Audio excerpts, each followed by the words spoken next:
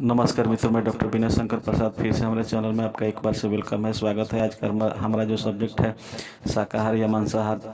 तो आज जानेंगे शाकाहार या मांसाहार में कौन ज़्यादा महत्वपूर्ण है आदमी के लिए। तो पहले किसी जानवर पर हम उदाहरण या एग्जाम्पल देखकर जान लेते हैं। तो आपने अवश्य देखा हो या सुना होगा कि कुत्ता जो है, डॉग, ये मांसाहारी जीव है जो हमेशा मीट और मांस का ये फेवरेट इसका भोजन है और ये मांसाहारी की कैटेगरी में आता है कुत्ता, डॉग।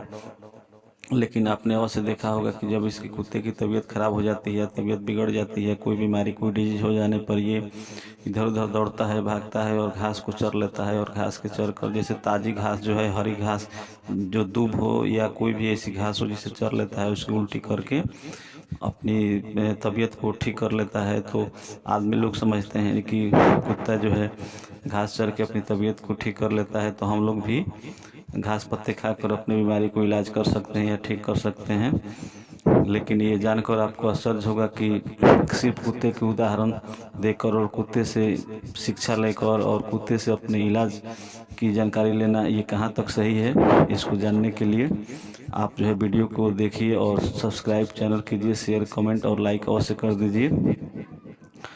तो अब इस बात को यहीं पर रहने देते हैं और अब आते हैं जो जीव बिल्कुल शाकाहारी है। एक ऐसा जीव है ऊँट जो है, कैमल। ऊँट जानवर जो है 100% शाकाहारी जीव है, शर्मिला है और वो बिल्कुल जो है एग्रेसिव नहीं होता है और कभी कभी गुस्सा आने पर वो भी एग्रेसिव हो जाता है। लेकिन कैमल ऊँट जो है बिल्कुल शर्मिला जानवर है और 100% शाकाहारी जानवर है और वो अपनी मालिक को काफ़ी पहचान लेता है। और ऊँट जो है 100% शाकाहारी मतलब वेजिटेरियन जीव की कैटेगरी में आता है। लेकिन आपको ये पता नहीं होगा या पता होगा, ये आप जानकर आश्चर्य करेंगे कि ऊँट की जब कोई बीमारी होती है, लाइक जैसे उसको न्यूराइटिस बीमारी होती है, जिससे उसके नस में पूरा दर्द होता है और दर्द होने से ऊँट लंगड़ा कर चलने लगता है और उसकी तबीयत बिल्कुल ख़राब हो जाती है और उठने बैठने में उसे परेशानी होती है। ऊँट जैसा जीव, हमेशा दौड़ने वाला, रेगिस्तान में रहने वाला, बालू डेजर्ट में रहने वाला जीव जो है, उसे जब तबीयत खराब हो जाती है, जिसको न्यूराइटिस या आर्थराइटिस जब बीमारी हो जाती है, तो वो क्या करता है, कोई भी जहरीला सांप जो है, सबसे जहरीला सांप, उसे ऊँट जो है सीधे खा जाता है। और खाने के बाद 1-2 दिन बाद उसकी तबीयत खराब जो हुई रहती है वो ठीक हो जाती है, उसका बीमारी क्योर हो जाता है, उसका डिजीज सही हो जाता है, ठीक हो जाता है उसका बीमारी।